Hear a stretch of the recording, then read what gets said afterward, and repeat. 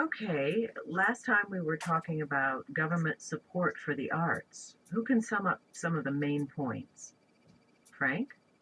Well, I guess there wasn't really any, official government support for the arts until the 20th century. But the first attempt the United States government made to support the arts was the Federal Art Project. Right. So, what can you say about the project? It was started during the Depression, in the 1930s to employ out-of-work artists. So, was it successful? Janet, what do you say? Yeah, sure, it was successful. I mean, for one thing, the project established a lot of like community art centers and galleries in places like rural areas where people hadn't really had access to the arts. Right. Yeah, but didn't the government end up wasting a lot of money for art that wasn't even very good? Some people might say that, but wasn't the primary objective of the federal art project to provide jobs? That's true. I mean, it did provide jobs for thousands of unemployed artists. Right, but then when the United States became involved in the Second World War, unemployment was down, and it seemed that these programs weren't really necessary any longer. So, moving on. We don't actually see any real government involvement in the arts again until the early 1960s, when President Kennedy and other politicians started to push for major funding to support and promote the arts.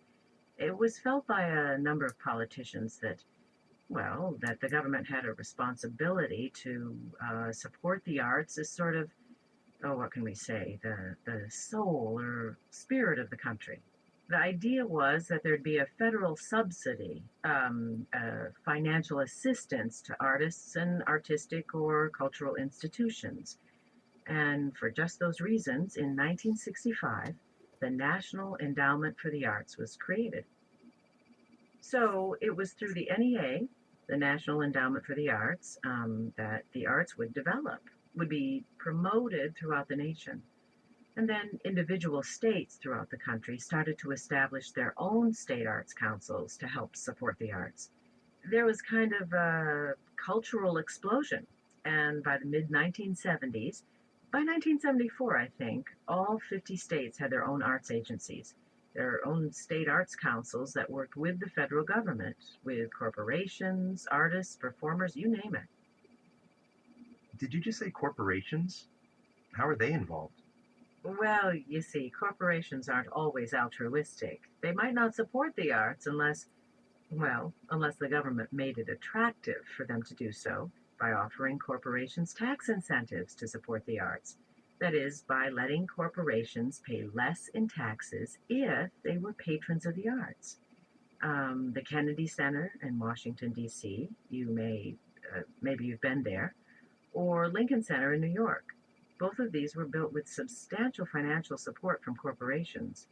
And the Kennedy and Lincoln Centers aren't the only examples. Many of your cultural establishments in the United States will have a plaque somewhere acknowledging the support, the money they've received from whatever corporation. Oh, yes, Janet? But aren't there a lot of people who don't think it's the government's role to support the arts?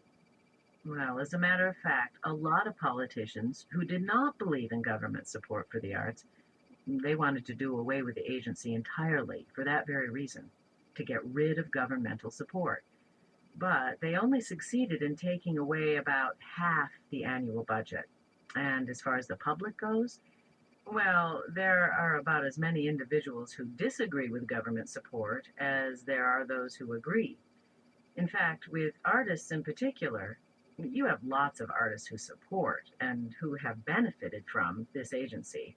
Although it seems that just as many artists oppose a government agency being involved in the arts for many different reasons.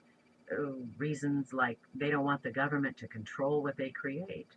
In other words, the arguments both for and against government funding of the arts are as many and as varied as the individual styles of the artists who hold them. Okay, last time we were talking about government support for the arts.